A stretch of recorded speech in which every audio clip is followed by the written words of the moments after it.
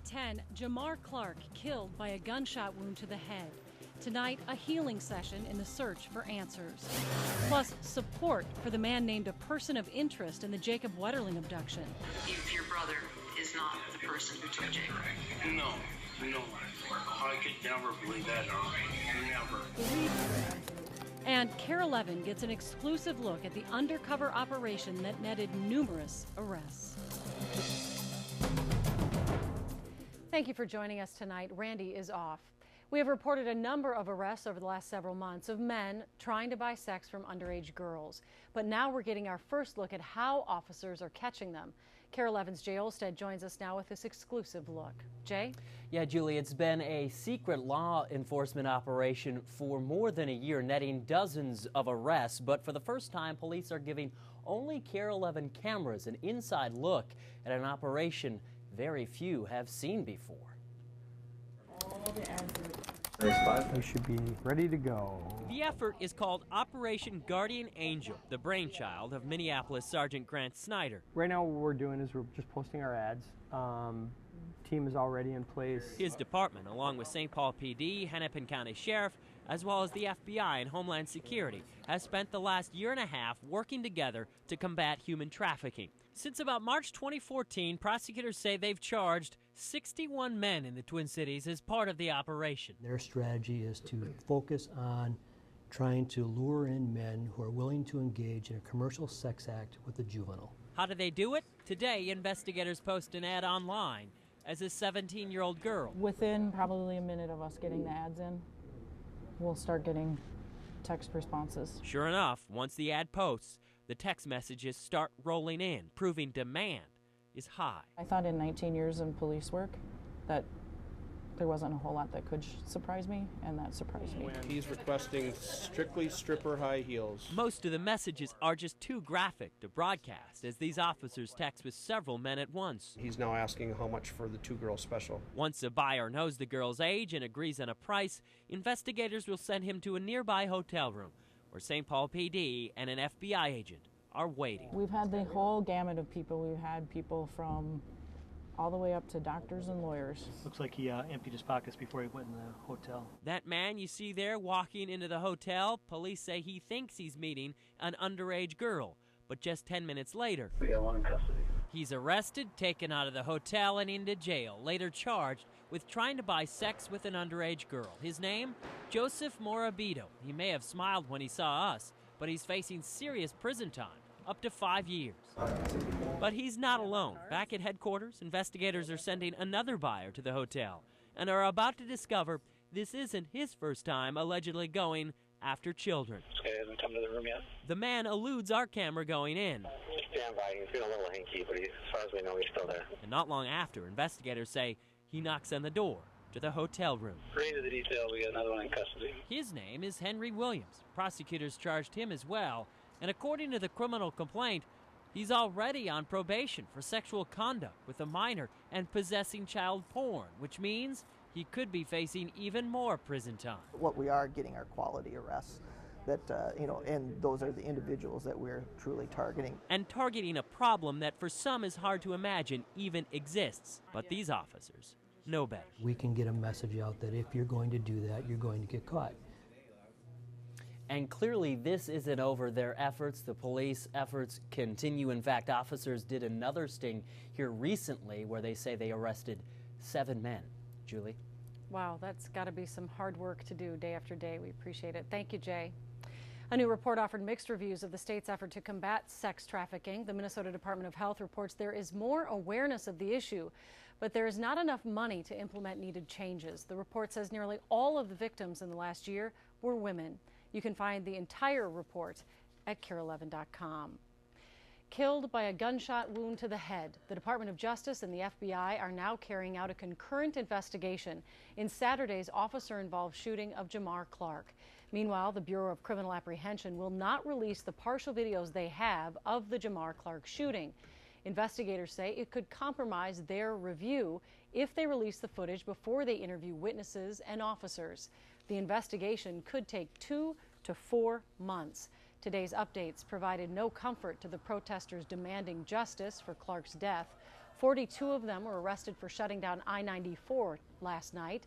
Tonight, authorities were prepared for a march, placing cruisers all along the freeway. Meanwhile, protesters continued their stand at the Minneapolis Police 4th Precinct today. They insist Clark was handcuffed when police shot him. The BCA would only confirm Clark was unarmed. John Croman joins us now with a look at the passionate debate taking place between investigators and those searching for answers behind Clark's death. John? Well, Julie, there is a lot of impatience out there. People who want the videos, they want more evidence, they want the names of the officers, but state law allows many avenues of due process for officers that are involved in shootings, and that's why it could be some time yet before many of those answers come. Again, we'll identify the officers once they've been interviewed, and we'll provide additional information at that time. BCA Superintendent Drew Evans said the investigation into the death of Jamar Clark will take months, not weeks. As for witness accounts that Clark was handcuffed at the time of the shooting, there was handcuffs at the scene at the time, and that we're still examining whether or not they were on Mr. Clark or whether or not they were just fall out at the scene. That's what we're trying to ascertain. But the reality is that whether he was handcuffed or not, how can we possibly justify an officer shooting him in the head? St. Thomas Law School professor Nikema Levy-Pounds is president of the Minneapolis NAACP.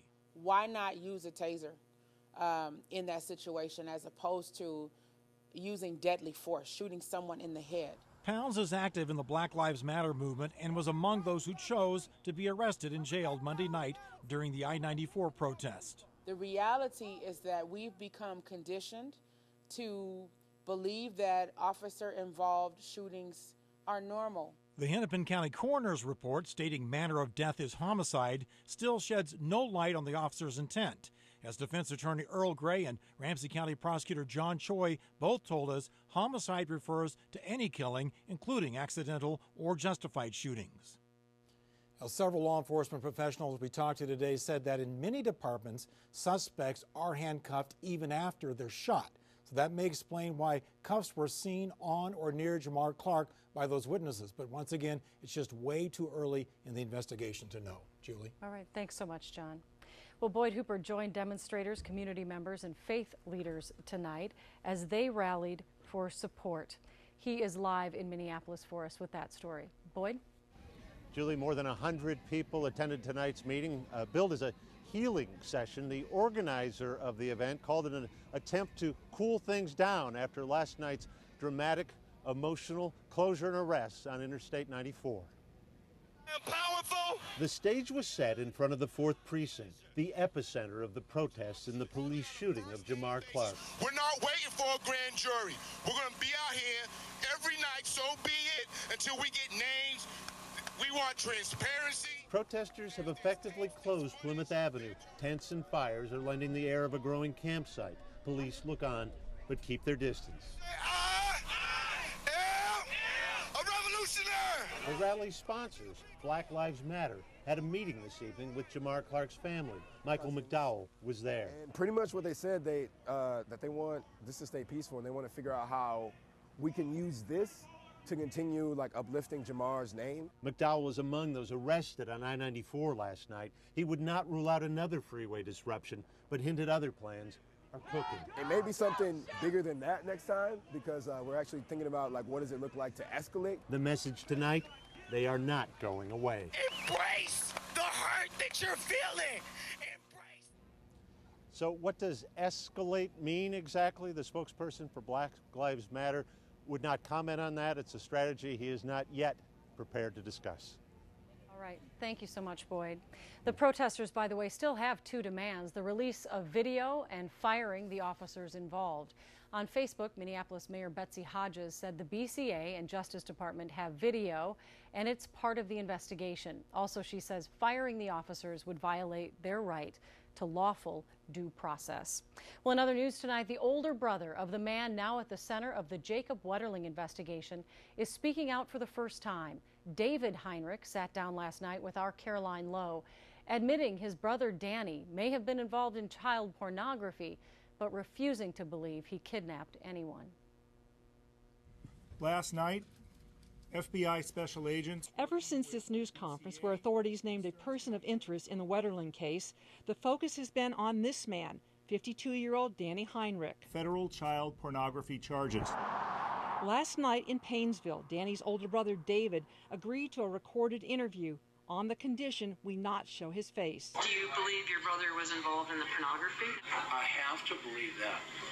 There's no denying that. David didn't dispute the criminal charges that his younger brother may have collected pornography, but he was quick to deny that Danny had anything to do with Jacob's kidnapping. I do not believe there's any connection. If your brother is not the person who took Jacob? No. I could never believe that, no. Never. The reason, he says, is that his brother is too timid, too afraid to attack anyone. He can't kill. He's scared. If you raise a fist at me and run, he's not that way. He could not hurt somebody. He's scared of his own shadow. He could not kill. It all came to light. But authorities say DNA evidence links Danny to an assault on another young boy named Jared. The statute of limitations has expired in that case, so Heinrich has not been formally charged. But court records show that lab tests on clothing Jared was wearing during the attack produced a match to Heinrich. The DNA analysis. But that's not enough to convince his older brother. Truly inside, no, I don't, because he said he had never touched anyone in his life. I have to believe my own brother. David Heinrich, if he would come forward, if he ever found evidence that convinced him that his brother had actually abducted Jacob, Julie, he told me he would. All right, interesting conversation. Thank you, Caroline. Well, developing now at 10, tense moments on 2 Air France flights headed to Paris tonight. Flight 55, which left Washington, D.C. around 8 o'clock our time, was diverted to Nova Scotia. This is a live look at the airport in Halifax, where that plane did land safely. NBC Nightly News reports that phoned-in threats led to the diversions. The second flight, 65, which was tracked by FlightAware.com, left Los Angeles just before 6 o'clock our time and was diverted to Salt Lake City. Well, surveillance video is providing new information about the attacks that killed 129 people in Paris. Surveillance video obtained by the Associated Press indicates a team of 3 attackers carried out the shooting at a Paris sidewalk cafe. And that led police to believe that a second assailant is on the loose. Meanwhile, French police say their manhunt for the first fugitive continues as his brother pleaded for him to surrender. Also new tonight, U.S. security officials say that some of the attackers were known to American intelligence, and all but one was on a U.S. no-fly list. Back here at home, we are seeing our second straight night of soggy weather, and it will be another day before the rain finally breaks. Belle's here now with the first look at our forecast. Well, Julie, let's take a look at the radar because it is going to be a while before the rain actually moves through. You can see a plume of rain to our east and snow to our south and west, and rain as well. All of this is going to move through. What will happen tomorrow that also is of note, we'll start out at 57, and by the time you get home from work, it'll be 43. So a big drop off in temperatures. I'll have the 7-day coming up in a couple of minutes. Taken down to the 40-yard line. In every town in Minnesota, there seems to be that one guy right there to make the hit. Just showing my support for the green and gold, you know. Short of the first down by 2 yards. But this time, has he gone too far? We're talking trash at a new level. Next, in the land of 10,000 stories.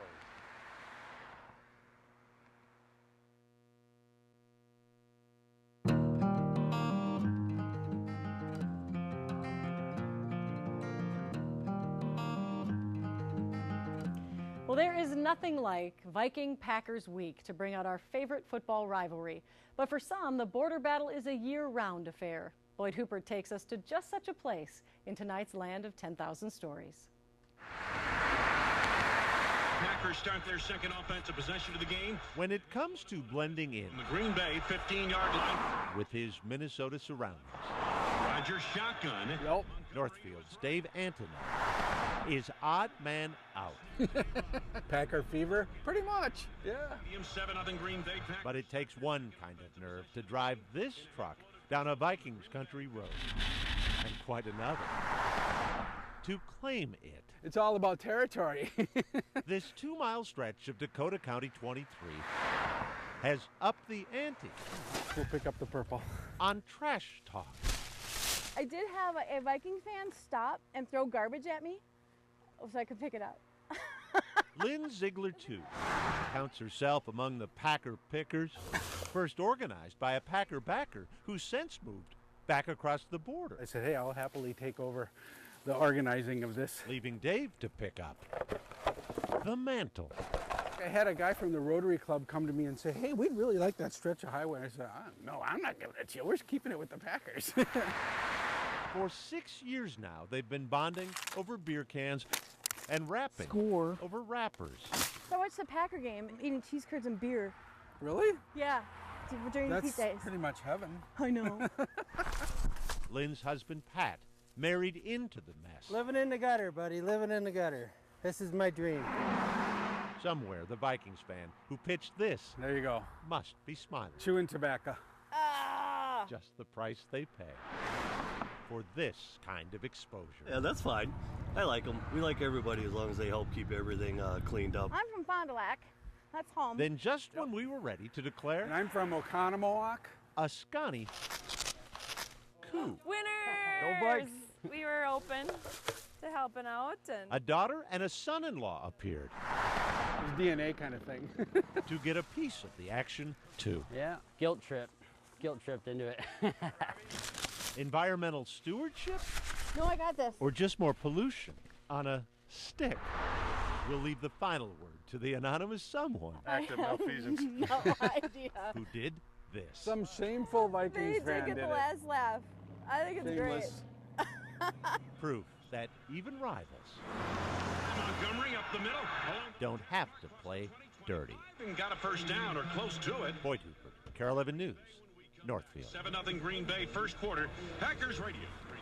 Payback is sweet, and so is a clean highway. We've included links to the Adopt a Highway programs, both in Minnesota and Wisconsin, at KARE11.com. And I know a lot of you live in divided households, like this little guy here.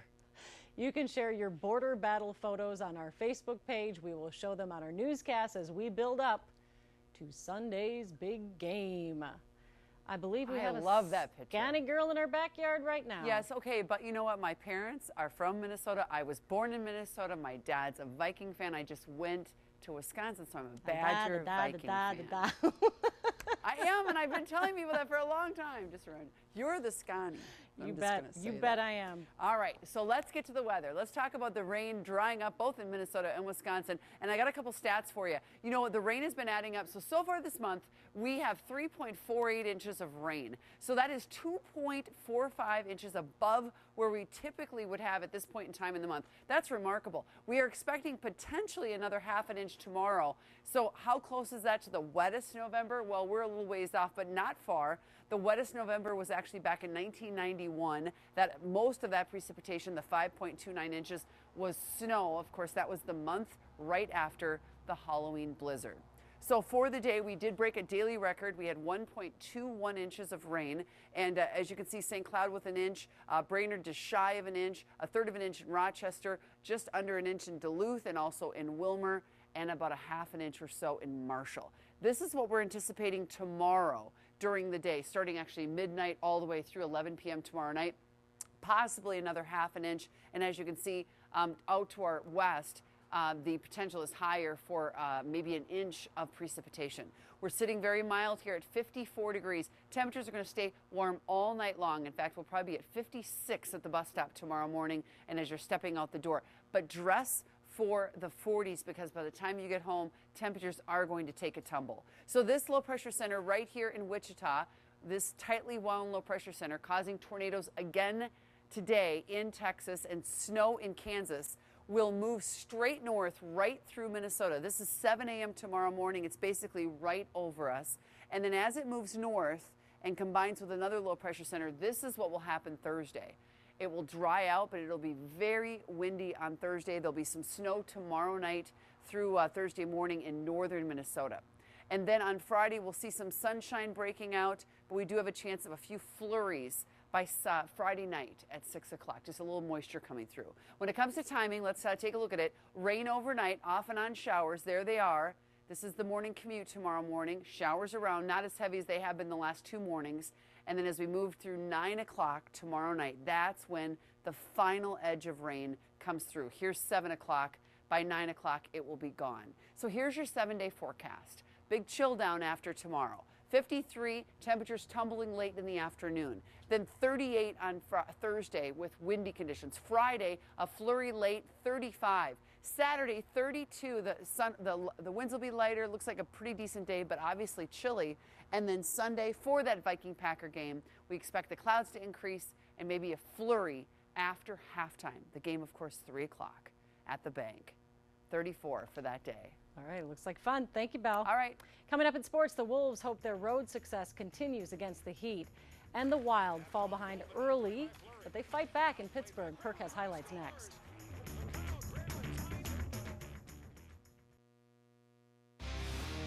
KARE 11 Sports from the Mayo Clinic Sports Medicine Sports Desk.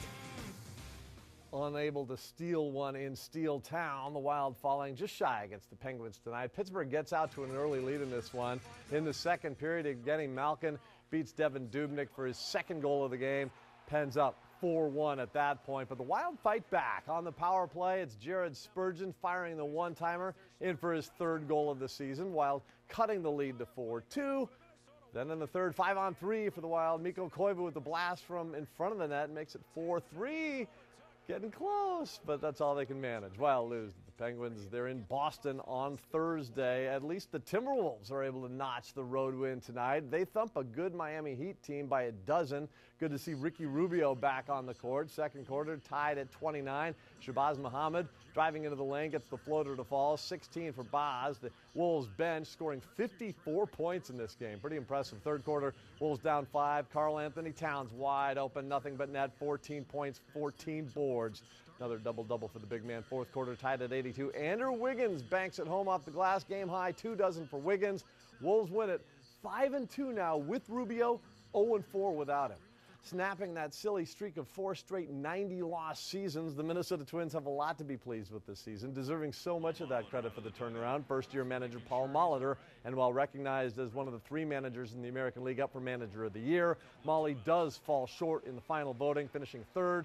Beat out by Texas Rangers skipper Jeff Bannister. Houston's A.J. Hinch was 2nd. USA men's soccer team playing in a World Cup qualifier against Trinidad Tobago. Josie Altidore with the cross in the box to Zardes. His header hits off the crossbar. So close. USA comes away with a point despite the goalless 0-0 draw. They got to beat Trinidad Tobago. Come on. That's sports. KARE 11 News. Back after this. Before we go, Anytime Fitness had a little fun with its followers tonight, asking them to get creative and show them how they burn the turkey. For every post using the hashtag #BurnTheTurkey, Anytime Fitness donated $1 to Feeding America up to $25,000. People got pretty creative. By the way, here's a trivia question. Which Thanksgiving dessert do you think equals the calories you'll burn during a 5K turkey trot? Piece of pumpkin pie or 2 glasses of red wine? Pie has to be more. Pumpkin pie. You burn about 300 to 400 calories running a 5K. Pumpkin pie, 323 calories. Oh, who drinks wine for dessert? Oh. What? What are you talking about? Of course we do.